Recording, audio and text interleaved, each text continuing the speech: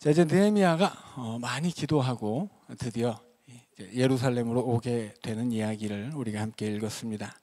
예루살렘으로 돌아오게 되는 과정 자체는 굉장히 아주 짧게 지나가고 있습니다. 그러나 우리가 충분히 알 수 있죠. 왕과 이제 합의가 되었습니다.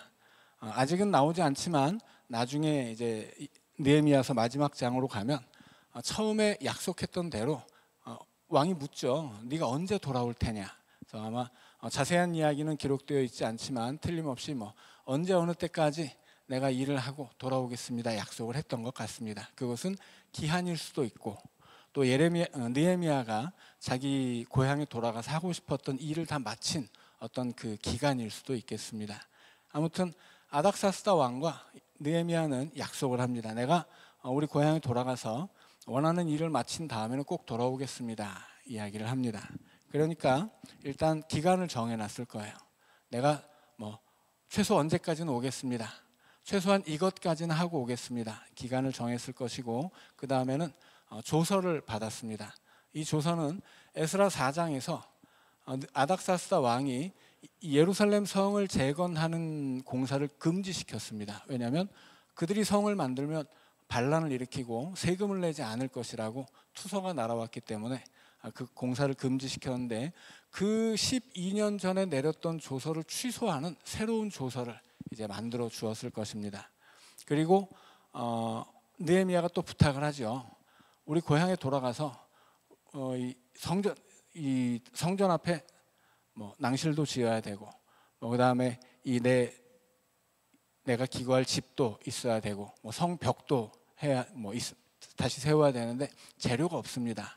그래서 모든 필요한 재료를 다 이제 지원을 받습니다. 자, 그런데 느헤미야가 이렇게 그 왕에게 부탁할 때 이미 성전은 지어져 있고요. 그 성전을 둘러싸고 있는 도시에 성벽을 세워야 하는데 그 성벽 안에서 자기가 머무를 관사를 짓게 해달라고 합니다. 자, 그런데 이것은 단순히 느헤미야가 자기가 지낼 좋은 집을 짓고 싶어서 그렇게 부탁했던 것은 아니에요.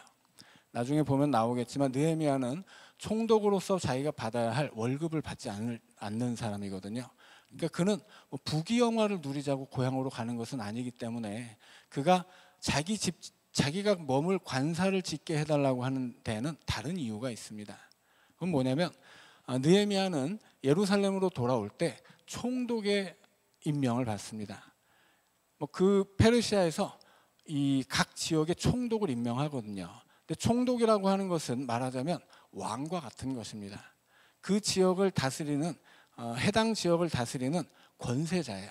왕 같은 자리이죠.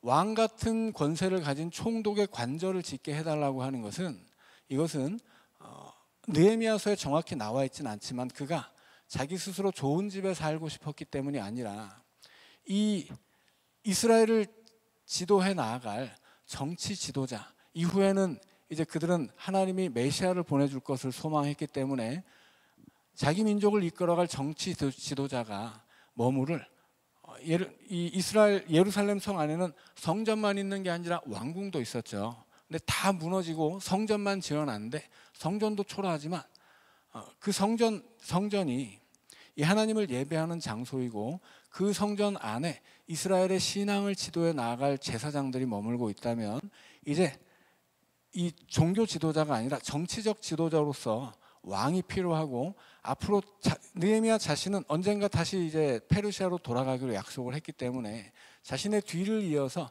그 이스라엘 민족을 이끌어 나갈 정치적 지도자가 머무를 공간을 구했던 것 같습니다. 그래서 이 많은 재료가 필요했다는 거예요. 돈도 필요할 테고 나무도 필요할 테고 일꾼도 필요하겠죠. 아무튼 그 모든 필요한 자원을 아닥사스다 왕이 다 지원하기로 약속을 해주었습니다. 그러니까 느헤미야는 자기 혼자 귀국하는 것이 아니고 자기와 함께 몇 명인지는 모르지만 고향으로 돌아가기를 결단했던 이스라엘 백성들을 이끌고 그리고 고향에 돌아가서 예루살렘에 성벽을 재건하고 왕의 관사를 짓고 그리고 이 성전에 부족한 건축물들을 마무리 지을 모든 재료를 지금 가지고서 고향으로 돌아온 것입니다. 그래서 보통 큰 무리가 아닌 거죠. 그냥 혼자 그냥 말 타고 그냥 다 오는 것이 아니고 많은 무리와 함께 많은 재물을 가지고 그리고 지금 고향으로 가는 길입니다. 그래서 강 서쪽의 총독들에게 보호를 받아야 돼요. 일단 왕이 그렇게 군대를 동원해서 호위를 해 주었고요. 강 서쪽이라고 하는 것은 유프라테스 서남쪽을 이야기하는 것입니다.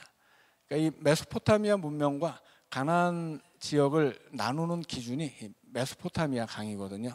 그 강, 메소포타미아 강을 기준으로 해서 서남쪽이 가나안 땅이고 이제 사막을 통과해서 가나안 땅으로 가야 하는데 그 길에 보호가 필요하기 때문에 아닥사스다 왕이 군대를 붙여주고 조서를 주어서 누구든지 어떤 총독이든지 그 조서를 보여주면 고향으로 돌아가는 길에 모든 편의를 제공할 수 있도록 도와주었던 것입니다. 그래서 느헤미야가 고향으로 돌아오는 길은 너무나 편안하고 또 일사천리로 진행이 되었던 것입니다.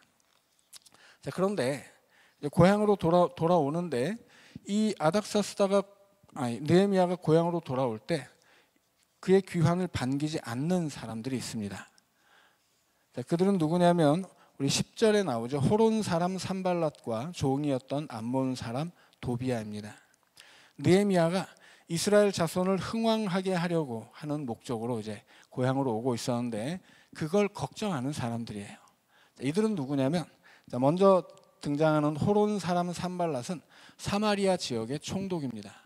예루살렘이 있고 예루살렘 북쪽에 사마리아 지역이 있습니다. 그 사마리아 지역이 원래는 이스라엘이 남과 북으로 갈릴 때 북왕국이었죠. 근데 북왕국 땅이 아수르에게 멸망한 다음에는 이방인들이 들어와서 살게 됐는데 그 이방인들로 채워진 사마리아 지역을 다스리는 총독이 바로 산발랏입니다. 그리고 그 다음에 나오는 사람은 종이었던 암몬 사람 도비아입니다. 그런데 어떤 분들은 여기서 좀 오해해서 여기 종이었다라는 말을 산발랏의 종이었다 이렇게 생각하는데 그렇지 않습니다. 이건 다른 이야기예요. 호론 사람 산발랏은 이 사마리아 지역의 총독이고 도비아는 누구냐면 암몬 사람입니다. 사마리아는 예루살렘 북쪽에 있다면 암몬은 예루살렘의 동쪽에 있습니다. 예루살렘에서 동쪽으로 요단강을 건너가면 그곳이 암몬 사람들의 땅이에요. 그런데 산발랏이 사마리아 지역의 총독이었고 이 사마리아의 총독과 같이 나오는 사람이라면 당연히 암몬 지역의 총독이나 혹은 그에 준하는 권력자입니다. 그래서 이 도비아라는 사람은 암몬의 권력자예요. 그런데 종이었다라는 건 무슨 얘기냐면 이 도비아라는 사람을 얕잡아서 이야기하는 것입니다. 그놈은 옛날에 종에 불과한 놈이었는데 지금은 암몬의 권력자가 되어서 감히 예루살렘을 탐내고 있다. 이제 그런 뜻입니다. 그런 의미에서 이 도비아는 산발랏의 종이 아니고 이 산발랏은 예루살렘 북쪽의 적이라면 도비아는 예루살렘 동쪽의 적입니다. 그런데 여러분들이 이스라엘이라는 나라의 지형을 뭐 대충 아시겠지만 이스라엘은 왼쪽, 서쪽은 바다예요. 지중해. 거기는 뭐 적이랄 게 없습니다. 동쪽은 어디입니까? 동쪽은 사막이죠. 그 동쪽 지역에 위치한 적들이 암몬입니다. 북쪽은 누구예요? 북쪽은 사마리아가 있고 그 북쪽 사마리아 더 북쪽으로 쭉 올라가면 이제 뭐 페르시아가 있는 거죠. 남쪽은 또 사막입니다. 그래서 남쪽으로는 애굽에 갈 때까지 다 사막이에요. 그래서 이스라엘의 서쪽과 남쪽은 적들이 없습니다. 서쪽은 바다고 남쪽은 사막이거든요. 적들은 이제 동서남북 중에 북쪽과 동쪽에 있는데 그 예루살렘의 북쪽과 동쪽에 있는 적들이 산발랏과 도비아예요. 그런데 이 사람들은 어떤 사람들이냐면 예루살렘을 욕심내고 있는 사람들입니다. 원래 예루살렘은 어떻게 되었어요? 이미 멸망하고 다 잡혀서 바벨론으로 포로로 간 겁니다. 그런데 어떻게 됐어요? 바벨론에서 그 땅 고향으로 돌려보내 주었어요. 근데 이미 예루살렘에는 이방인이 살고 있었던 거죠. 원래는 이스라엘 백성들의 땅이었지만 그들이 다 포로로 잡혀갔기 때문에 이방인들이 그 땅을 차지하고 있었다는 것입니다. 그런데 예루살렘 주민들이 바벨론에서 돌아오게 됨으로써 그 돌아오는 사람들이 단순히 힘이 있어서 그 땅을 차지한 게 아니었죠. 고레스라고 하는 페르시아의 왕이 그들이 고향 땅으로 돌아가는 것을 허락했다는 것입니다. 그러니까 이미 그 예루살렘 인근의 땅을 이방인들이 다 차지하고 있었는데 페르시아 왕이 명령을 내린 거예요. 너희들 다 나가. 이제 그 땅은 본래 주인이었던 이스라엘 백성들이 살 거야. 그러니까 어떻게 됐겠습니까? 당연히 불만이 생기죠. 그 땅을 자기네 땅이라고 생각하고 있었던 거예요, 이 이방인들이. 그래서 그 예루살렘 인근에 살고 있었던 사람들이 북쪽으로도 몰려가서 살고 동쪽으로도 몰려가서 살았던 것입니다. 그래서 그 북쪽 지역의 사마리아의 주인, 권력자, 또 동쪽 지역의 암몬 땅의 권력자들이 다시 자기들이 차지하고 있었던 저 예루살렘 인근의 지역을 다시 빼앗기를 원했던 거예요. 그래서 그런데 일이 잘 진행되고 있었죠. 왜냐하면 에스라가 고향으로 막 이스라엘 백성들을 끌고 와서 다시 성전을 짓고 이 성벽을 세우려고 했는데 투서를 보내고 12년 전에 투서를 보내가지고 그걸 막았거든요. 그러니까 성을 세운다는 건 뭐예요? 방어력이 생긴다는 것입니다. 그러니까 진지가 생긴다는 거죠. 그러니까는 이 성이 생기면 다시 예루살렘 땅을 차지하고 싶었던 북쪽과 동쪽의 이방 족속들이 자기들이 이제 헛물만 켜게 되는 거예요. 그래서 이 페르시아에게 계속 끊임없이 투서를 보내가지고 저들을 좀 막아주십시오 이야기한 것입니다. 그리고서 이 산발락과 도비아가 이스라엘에 영향력을 행사하기 시작해요. 나중에 느헤미야 13장으로 가면 이제 마지막 장인데 이 산발랏이라고 하는 사마리아의 총독은 이 대제사장의 손주의 그 산발랏의 딸이 대제사장 손주의 며느리가 됩니다.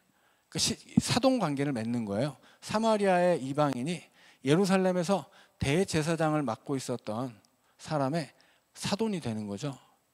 원래 이것은 있을 수 없는 일이었습니다. 이방인과 통혼하는 것을 하나님이 금지하셨는데 심지어 대제사장이 저 사마리아에 살고 있는 총독 그 이방인의 손주를 사위로 드린 거예요. 도비아라고 하는 사람도 비슷했습니다. 도비아라고 하는 사람은 이름에 뭐가 들어가요? 야가 들어가요. 야는 야훼입니다. 암몬 사람인데 그 이름에 야가 들어간다는 건 무슨 뜻이겠습니까? 이미 그의 부모 때부터 이스라엘 백성들과 관계를 맺고 있었다고 하는 거예요.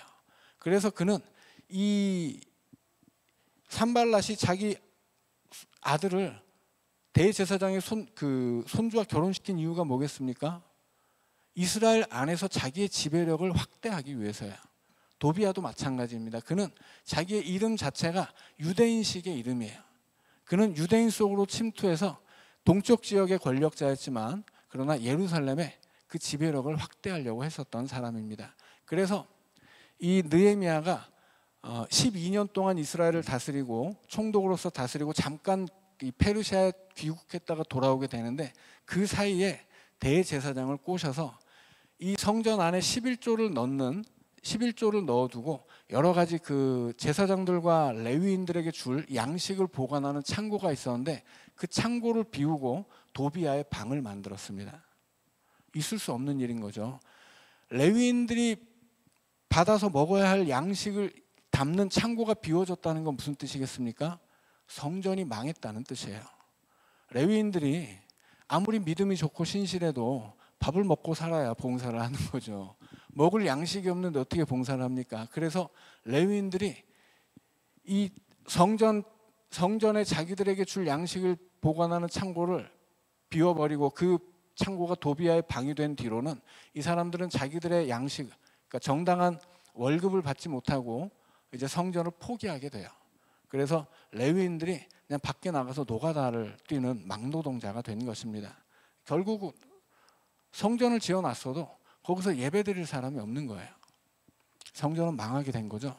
도비아라고 하는 사람, 산발랏이라고 하는 사람은 그렇게 이스라엘 안으로 침투해서 이 이스라엘이 가지고 있었던 그들의 종교를 우상으로 물들이고 그래서 그 과정에서 자기들의 영향력을 행사하고 이 자기들의 지배력을 예루살렘으로 확장시켜서 자기들이 원래 가지고 있었던 이 유대 지역을 차지하려고 했었던 사람들입니다. 그러니까 느헤미야에게는 적들이에요. 산발락 같은 경우는 사마리아 지역의 총독이라고 말씀드렸죠. 이미 페르시아의 왕이 조서를 써가지고 어느 총독이든지 보여주면 도와주게 돼 있었습니다. 그런데 이게 법은 멀고 주먹은 가깝다는 말처럼 이 페르시아에서 너무 멀리 있었던 사마리아 지역의 총독이 굳이 저 먼 곳에 있는 페르시아 왕의 명령을 곧대로 들을 필요는 없었다고 하는 것입니다. 그래서 그는 지속적으로 이 주변 이방인들의 힘을 합쳐서 느헤미야가 이스라엘을 재건하는 것을 방해하려고 하는 거예요. 자, 그래서 그들은 10절에서 이스라엘 자손을 흥왕하게 하려는 사람이 왔다는 소식을 듣고 심히 근심하게 됩니다. 이제까지 잘 진행되어 왔었는데 자기들의 이 유대 지역 지배에 관한 계획이 하나씩 잘 진행되어 왔었는데 갑자기 페르시아 왕의 환심을 사서 새로운 조서를 받아서 엄청난 재원을 가지고서 지금 이스라엘을 흥왕시키려는 사람이 온다는 소식을 들은 것입니다. 그 사람이 누구예요? 이스라엘을 흥왕하게 하려는 사람, 바로 느헤미야입니다. 우리는 느헤미야라고 하는 사람을 배워야 되는 거죠. 자, 이 느헤미야는 이스라엘을 흥왕하게 하려는 사람이고, 느헤미야뿐만이 아니라 오늘 우리의 교회, 또 우리의 나라를 흥왕하게 하려는 사람들은 다 느헤미야에게서 우리가 그 신앙의 삶을, 그의 지혜를 배워야만 하겠죠. 자, 그는 어떤 사람이었습니까? 1장을 보면 그는 민족을 품고 아파하는 사람이었어요.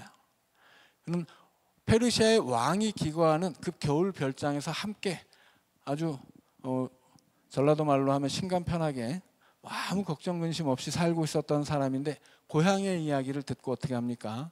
몇 날 며칠을 마음 아파하고 울고 금식하며 기도했던 사람이에요. 그는 페르시아에 살지만 이스라엘 백성이었던 거죠.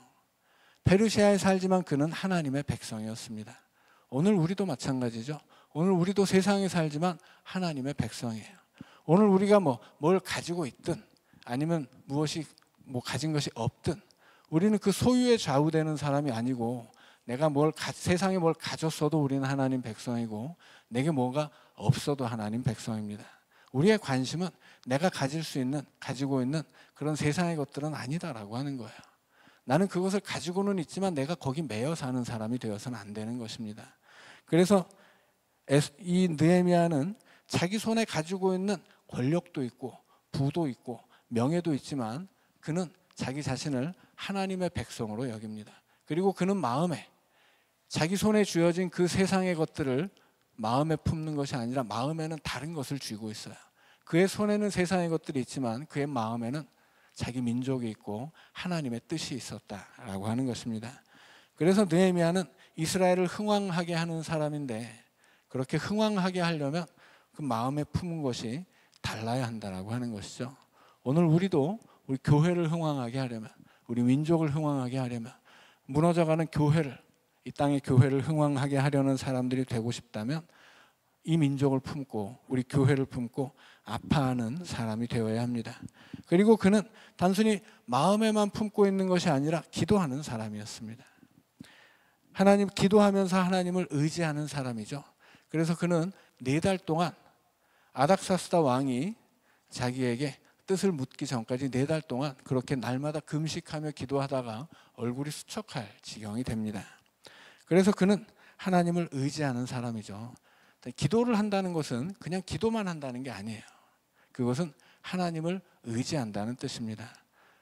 결국 느헤미야는 자기가 뭔가를 내가 할 수 있다고 생각했을 수도 있습니다.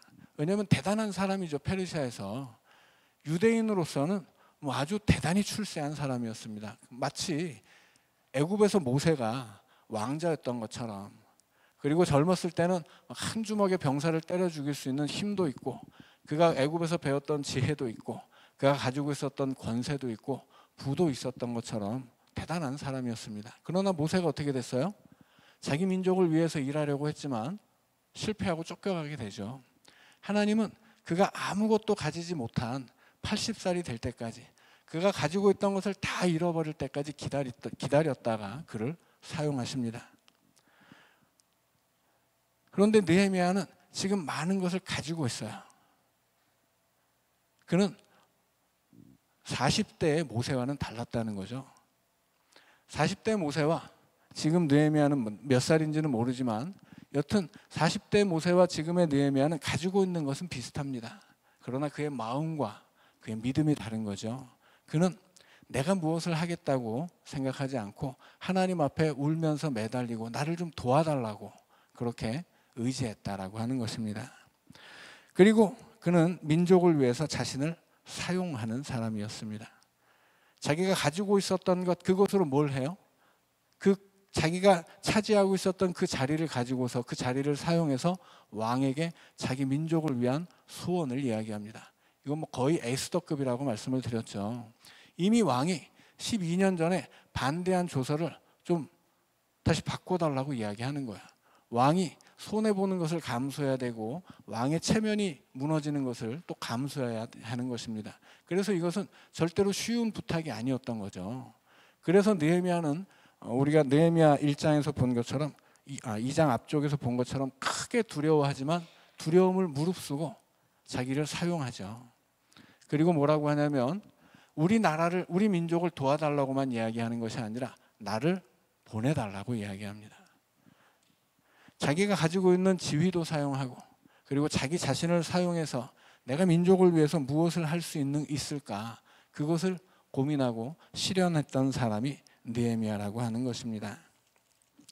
그래서 느헤미야는 예루살렘에 돌아오게 되는데 오늘 본문에 보면 12절에서 내 하나님께서 예루살렘을 위해 무엇을 할 것인지 내 마음에 주신 것을 내가 아무에게도 말하지 아니하고, 느헤미야는 자기 마음속에 품고 있는 비전이 있었다고 하는 것입니다.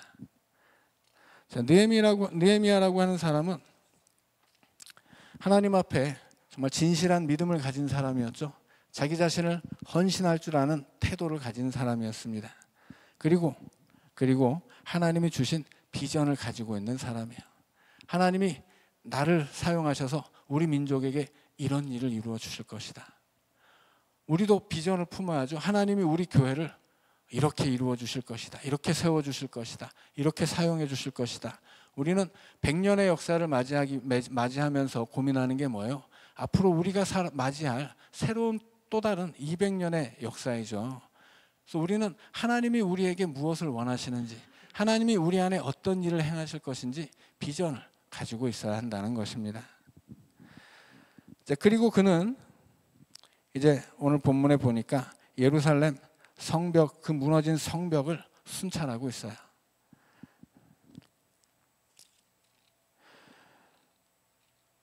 자기를 따르는 몇몇의 사람들과 함께 무너진 성벽, 불탄 성문, 이것이 어떻게 되어 있는지를 파악을 한 거죠. 말하자면 현장 답사인데 이것은 뭡니까? 지금 당면에 있는 이 문제를 파악하는 거예요. 무엇이 문제인가? 내가 무엇이 문제이고 어떻게 이것을 해결해야 하는가? 정확한 진단이 필요하다라고 하는 거죠. 이것은 뭡니까? 지혜예요. 오늘 우리나라에 기독교가 병들어 있어요. 이것은 누구나 인정하는 바입니다. 기독교가 무너져 가고 있죠. 이것도 누구나 인정하는 바예요. 심지어 세상 사람들이 교회를 염려할 정도입니다. 그런데 저마다 문제가 무엇이냐라는 것에서 달라져요.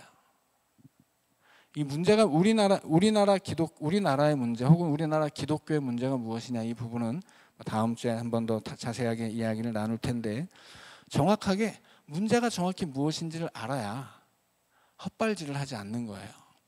대표적으로 헛발질하는 사람들 어디 있습니까? 광화문에 있죠. 광화문에서 이 정치 선동의 수단이 되어가지고 세상 사람들도 보면 손가락질을 하잖아요. 그 사람들 믿음이 없습니까? 아니요, 있어요. 그 사람들은 자기들 믿음으로 하는 일입니다. 그래서 안타까운 거예요. 믿음으로 하는 일인데 완전히 헛발질이에요. 하나님의 영광을 가리고 세상 사람들이 손가락질합니다. 문제가 무엇인지를 파악하지 못했기 때문이에요. 어리석은 거죠. 믿음은 좋지만 그 믿음이 지혜롭게 발현돼야 되고 올바르게 세워져야 하는데 이 정확한 진단을 하지 못하는 거예요. 자, 그래서 이 느헤미야는 자기 민족의 현실이 어떤 것인지, 문제가 무엇인지를 정확하게 파악하고 이것을 하나씩 해결해 나간다 하는 것입니다. 그리고 오늘 본문 마지막 쪽에서 그는 이 온 나라의 사람들을 다 불러 모으죠. 온 나라라기보다는 예루살렘 중심으로 살고 있었던 유대 민족을 다 불러 모은 것입니다. 그 중에는 뭐 귀족도 있고 뭐 일하는 노동자들도 있고 뭐 제사장들도 있고 레위인들도 있지만 여튼 누구든지 다 불러 모은 거예요. 그리고 이야기하죠. 지금 우리 성이 무너져 있고 성문이 다 불타버려서 지금 우리가 이렇게 수치를 당하고 있지 않느냐. 다시 이것을 세우자. 그리고 무엇을 이야기해 줍니까? 두 가지를 이야기해 주죠. 하나는 느헤미야 자신이 하나님께 받은 은혜. 어떻게 하나님이 페르시아에서 나를 도와주셨는가. 그리고 그 결과로 왕에게 받은 조서. 이것을 보여줍니다. 이스라엘 백성들은 이제까지 포기하고 있거나 혹은 절망하고 있거나 그냥 외면하고 있었어요. 12년 동안 페르시아의 왕이 허락하지 않았기 때문에 이 성벽을 짓는 것은 아예 포기할 수밖에 없었고 그 성벽도 없이 살아가는 이스라엘 백성들은 이방 민족들에 의해서 좌우될 수밖에 없었습니다. 그 가운데서 고생도 많았을 것이고 가난하기도 했을 것이고 많이 힘들었을 거예요. 그런데 어떻게 할 방법이 없었거든요. 그러나 느헤미야가 돌아와서 자기를 하나님이 어떻게 여기까지 보내주셨는지 우리 하나님이 자신에게 주신 이스라엘 민족의 비전을 이야기합니다. 그리고 하나님의 도우심으로 얻은 왕의 조서를 보여줘요. 이제는 사정이 바뀐 거죠. 그래서 이스라엘 백성들이 어떻게 됩니까? 그래, 우리 다시 일어나자. 그래, 우리 다시 성전을 세우자. 힘을 모으고 마음을 모으게 됩니다. 그때 여전히 이 욕심을 버리지 못했던 산발락과 도비아뿐 아니라 남쪽에 살고 있는 이 아라비아 지역의 권력자까지 이제 포함해서 이 세 명의 권력자들이 비웃고 조롱하고 내가 너희들 절대로 가만두지 않을 거야. 나 방해할 거야. 니네 절대로 그거 성공하지 못할 거야. 이렇게 협박을 하죠. 그러나 뭐라고 합니까? 느헤미야가 하늘의 하나님이 우리를 형통하게 하시리니 그의 종들인 우리가 일어나 건축하려니와. 우리는 할 수 있다는 거예요. 하나님이 우리를 도우신다는 그 믿음을 느헤미야는 이스라엘 백성들에게 전해줍니다. 그리고 하나님이 우리를 도우신다는 증거를 그들에게 보여주고 우리가 할 수 있다라고 하는 확신을 쥐어주는 거예요. 그리고 이 백성들로 하여금 이제까지 포기하고 낙심하고 절망하기만 했었던 이 이스라엘 백성들에게 다시 한번 희망을 주고 그들로 하여금 일어서게 합니다. 그래서 일어선다는 말, 다시 건축한다는 말이 3번이나 반복되고 있어요. 느헤미야라는 사람은 그렇게 자기 자신만 믿음 있는 사람이 아니라 그 진실한 믿음으로 헌신하는 사람이고 우리 내 앞에 닥친 이 문제를 정확하게 진단할 줄 아는 지혜로운 사람이었고 그리고 그 계획을 실행하고 성취할 수 있는 능력이 있는 사람입니다. 그리고 하나님의 도우심을 확신하는 믿음이 있는 사람이죠. 결국 느헤미야의 일이라고 하는 것, 그의 삶이라고 하는 것은 믿음으로 시작해서 믿음으로 완성되는 것입니다. 하나님을 의지하는 믿음에서 하나님이 반드시 돕고 이루어 주시려는 확신의 믿음으로 완성되는 거죠. 그리고 이제 그가 어떻게 이스라엘 안에서 하나님이 주신 그 비전을 이루어 가는지를 이제 이후로 계속 우리에게 보여주고 있습니다. 우리도 우리 교회를 흥왕하게 하는 사람, 우리 나라를 흥왕하게 하는 사람들이 될 수 있기를 원합니다. 느헤미야의 믿음, 그의 삶의 태도, 그의 지혜, 그의 능력, 그의 확신을 우리도 배울 수 있기를 우리 주님의 이름으로 축원합니다.